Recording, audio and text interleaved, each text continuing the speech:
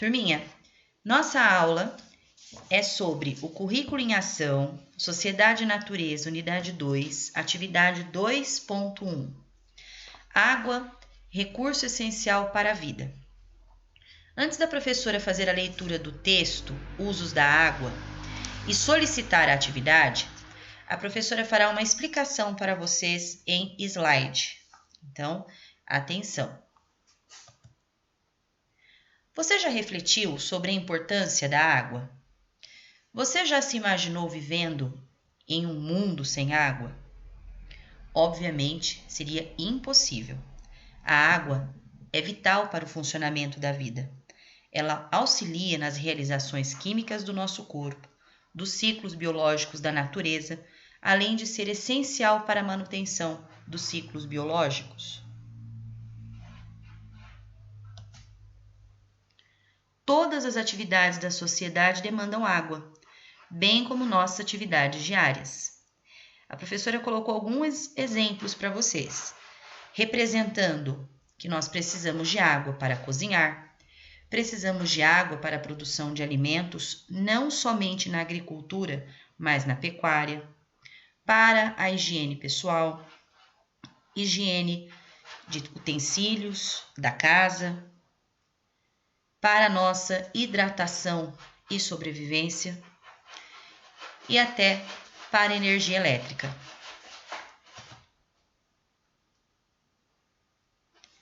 Muitas pessoas não dão muita importância para o consumo consciente de água, porque acham que ela é um recurso inesgotável, podendo ser utilizada à vontade.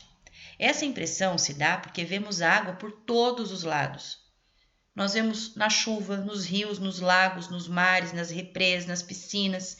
Então as pessoas ficam com a sensação de que não acabará a água. A maior parte do planeta é sim constituído por água, mas apenas 2,5% dos 70% de água que temos são potáveis, ou seja, própria para o consumo. 2,5% de 70% parece pouco, não é verdade?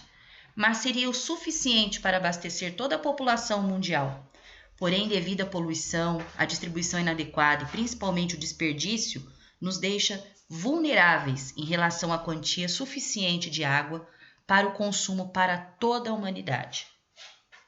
E a professora colocou uma charge para vocês interpretarem. Bom, o aumento da população, os avanços tecnológicos, os avanços industriais, eles trazem benefícios, trazem trazem questões positivas, aspectos positivos, porém eles trazem também os negativos. E uma das consequências negativas é o desperdício, outra é a poluição, que vai gerando a falta de conscientização da população. Porque com o aumento da população mundial e com esses avanços industriais e tecnológicos, a demanda por água vai aumentando. E as pessoas, de forma inconsciente, utilizam essa água de forma a desperdiçá-la e não ligam para a poluição, porque acreditam que ela irá se limpar sozinha. Tem muita água no planeta, não é verdade? Todos devemos ter consciência da importância da água e evitar o seu desperdício. Aqui eu coloquei algumas sugestões, mas tem muitas outras. Não tome banho demorados. Desligue o chuveiro na hora de ensaboar e lavar o cabelo. Evite brincadeiras com água. Desligue a torneira ao escovar os dentes. Evite copos descartáveis. Vocês sabiam disso? A reciclagem demanda litros e litros de água. E verifiquem a tabela ao lado.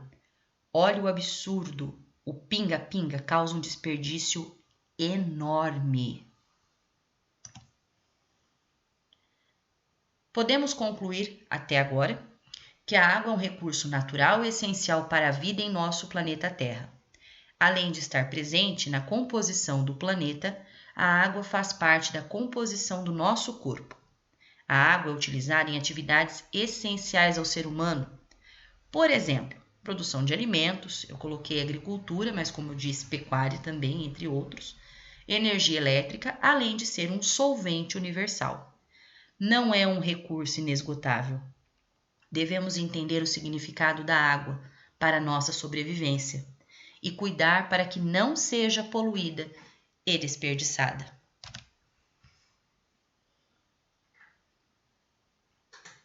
Seja um defensor do nosso bem essencial, a água. Conscientização em 5º ano. Agora, a professora fará a leitura da atividade 2.1 da página 131, 132, 133, certo? Também na página 134 e 135. Em seguida, no final, a professora vai falar sobre a atividade que vocês irão fazer. Também foi adaptada para o nosso sistema remoto.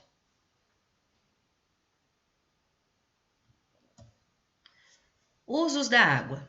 No Brasil, a água é utilizada principalmente para irrigação, abastecimento, fins industriais, geração de energia, mineração, agricultura, navegação, turismo e lazer.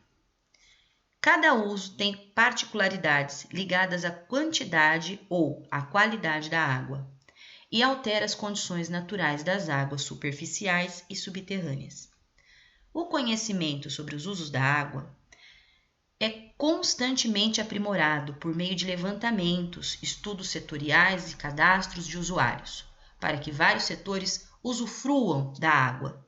A Agência Nacional de Águas, a ANA, realiza estudos e emite normas que garantem o acesso aos recursos hídricos. Vamos falar um pouquinho do abastecimento. O Brasil é um dos países com maior disponibilidade de água, porém grande parte desse recurso está concentrada em regiões onde há menor quantidade de pessoas. Nos grandes centros urbanos, a elevada densidade populacional e forte demanda pelos recursos hídricos, que em muitos casos são atingidos pela poluição e, por consequência, há uma piora considerável na qualidade da água, tornando o abastecimento nas cidades um grande desafio.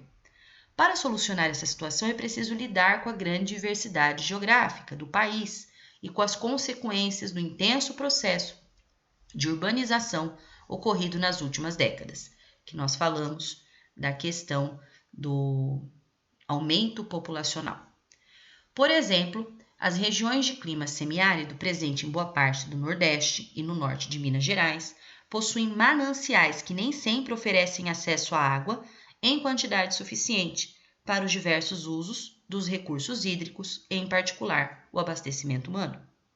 Em áreas com maior dinamismo econômico e produtivo, como as regiões metropolitanas, o desafio do abastecimento está relacionado com a frequente utilização da mesma fonte hídrica para diferentes usos, o que resulta em conflitos ligados à quantidade e à qualidade da água. Além disso, o aproveitamento desses mananciais para o abastecimento dos grandes centros urbanos se dá, usualmente, por meio de sistemas que atendem várias cidades de forma simultânea e interligada. Consequentemente, o planejamento, a execução e a operação da infraestrutura hídrica nessas regiões são ações mais complexas e exigem maiores investimentos.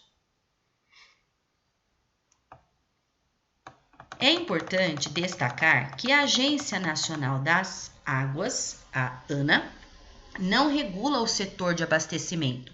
O papel da ANA é consolidar o diagnóstico e elaborar o planejamento dos recursos hídricos e dos setores usuários. Além disso, realiza estudos que servem de base para as instituições públicas, federais e estaduais, que regulam e desenvolvem políticas públicas para o setor de abastecimento público. Assim, é possível atender à necessidade básica da população, assegurar o uso do recurso em atividades produtivas, definir obras e intervenções necessárias de estruturas, como barragens, canais, entre outros, e minimizar os riscos associados a eventos críticos, como secas e cheias, que podem interferir no abastecimento.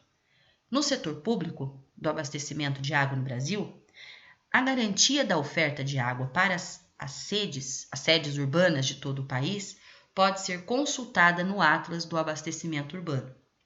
Para evitar riscos ao ecossistema e à saúde da população brasileira que sofre com a falta de tratamento de esgotos adequado, foi elaborado o Atlas Esgotos, Despoluição de Bacias Hidrográficas, estudo que apresenta o cenário atual, analisa dados, todos os dados e propõe ações e uma estratégia para investimentos em esgotamento sanitário com o horizonte de 2035.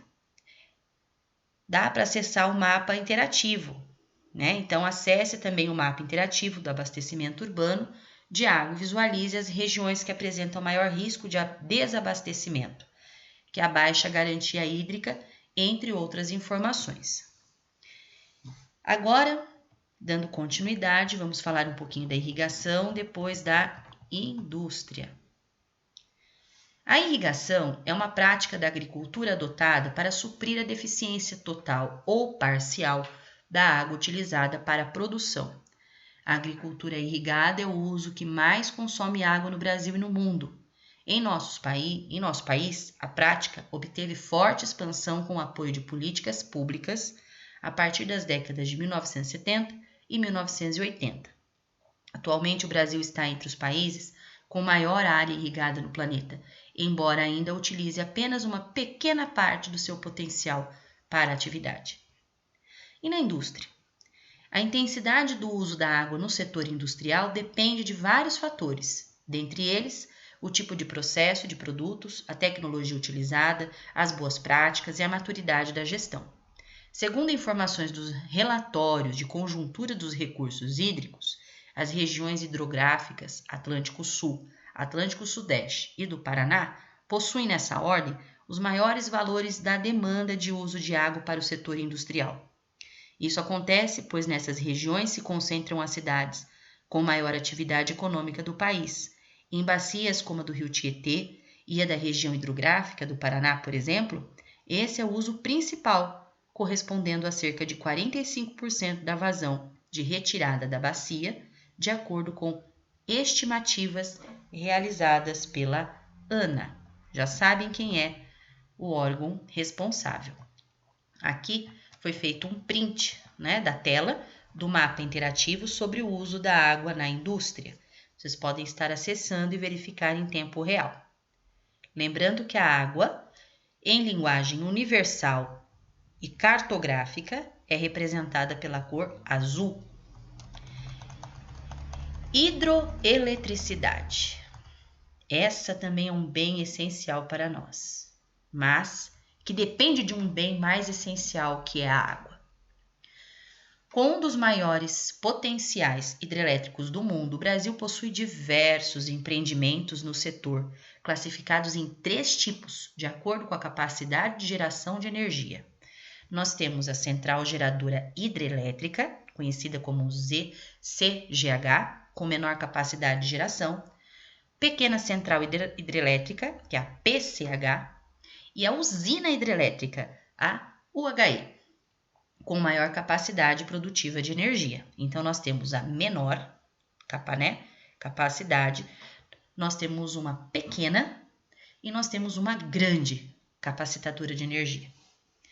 Os empreendimentos que impactam de forma significativa a disponibilidade da água para os demais usos do recurso são analisados de forma diferenciada pela Agência Nacional de Águas, a ANA.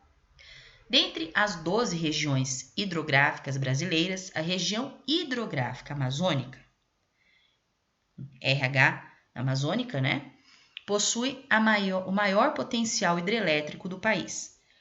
Porém, atualmente apenas uma pequena parcela é aproveitada. Já a RH no Paraná, onde está instalada a usina binacional de Itaipu, que é a maior usina do país, tem parte considerável do seu potencial já em utilização. Os rios Tocantins, São Francisco, Grande, Paraná, Iguaçu e Paranaíba são os que possuem a maior capacidade instalada e em operação de usinas hidrelétricas. Vamos falar um pouquinho agora de outros usos. Qualquer atividade humana que altere as condições naturais das águas é considerada um tipo de uso. Cada tipo de uso pode ser classificado como uso consultivo ou não consultivo. Os usos consultivos são aqueles que retiram a água do manancial para sua destinação, como a irrigação, a utilização na indústria e o abastecimento humano. Já os usos não consultivos não envolvem o consumo direto de água. O lazer, a pesca, a navegação são alguns exemplos, pois aproveitam o curso da água sem consumi-la. Para garantir que vários setores usufruam do uso da água, a Agência Nacional de Águas, vocês vão decorar isso, hein? A ANA, realiza estudos e emite normas com o objetivo de assegurar o acesso de todos aos recursos hídricos, com exceção de situações de escassez em que o uso prioritário da água passa a ser para o consumo humano e o de animais. A gestão deve proporcionar o uso múltiplo das águas. Além disso, a ANA também trabalha para prevenir ou minimizar os efeitos de secas e inundações e mediar os conflitos de interesse que envolvam a água. Água.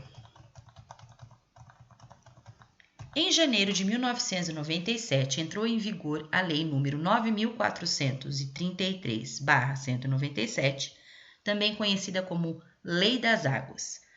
O instrumento legal institui a Política Nacional de Recursos Hídricos e criou o Sistema Nacional de Gerenciamento de Recursos Hídricos. Segundo a Lei das Águas, a Política Nacional de Recursos Hídricos tem 6 fundamentos. A água é considerada um bem de domínio público e um recurso natural limitado, dotado de valor econômico.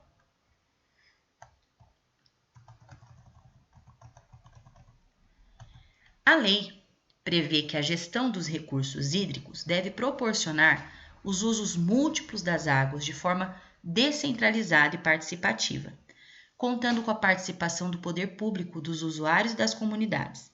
Também determina que, em situações de escassez, o uso prioritário da água é para o consumo humano e para a descendentação de animais. Outro fundamento é o de que a bacia hidrográfica é a unidade de atuação de SINGRE e de implementação da Política Nacional de Recursos Hídricos. O segundo artigo da lei explicita os objetivos da PNRH. Assegurar a disponibilidade de água de qualidade a gerações presentes e futuras, promover uma utilização racional e integrada dos recursos hídricos e a prevenção e defesa contra eventos hidrológicos, chuvas, secas e enchentes, sejam eles naturais, sejam decorrentes do mau uso dos recursos naturais. O território brasileiro contém cerca de 12% de toda a água doce do planeta. Ao todo, são 200 mil microbacias espalhadas em 12 regiões hidrográficas, como as bacias de São Francisco, do Paraná e a Amazônica, a mais extensa do mundo e 60% dela localizada no Brasil. É um enorme potencial hídrico, capaz de prover um volume de água por pessoa 19 vezes superior ao mínimo estabelecido pela Organização das Nações Unidas, de 1.700 metros cúbicos por habitante por ano. Apesar, da abundância, os recursos hídricos brasileiros não são inesgotáveis. O acesso à água não é igual para todos. As características geográficas de cada região e as mudanças de vazão dos rios, que ocorrem devido às variações climáticas ao longo do ano, afetam a distribuição. Lembra que nos slides a professora explicou sobre a questão da má distribuição, da poluição, e que ela não é uma fonte inesgotável. Por isso, a consciência do uso desse bem essencial é de suma importância para todos nós. Agora, a atividade. Vocês devem elaborar Estou adaptando a atividade 3 e 4 para o nosso sistema. Vocês devem montar um cartaz onde apareçam sugestões sobre o não desperdício da água. Quais as questões, quais os aspectos que podemos colocar nesses cartazes que irão auxiliar as pessoas a entender que não podem ficar desperdiçando a água, que não podem poluir a água. Então, peguem folha sulfite, pode ser cartolina, pode ser aqui no computador também, não tem problema, vocês podem usar os recursos tecnológicos, mas elaborem um cartaz bem bacana, onde fique claro essa questão do não desperdício, coloquem alguma referência, uma frase de efeito, do porquê que não podemos desperdiçar a nossa água. E sugestões, para que as pessoas comecem a pensar em suas atitudes. Espero por e-mail a atividade. Até a próxima!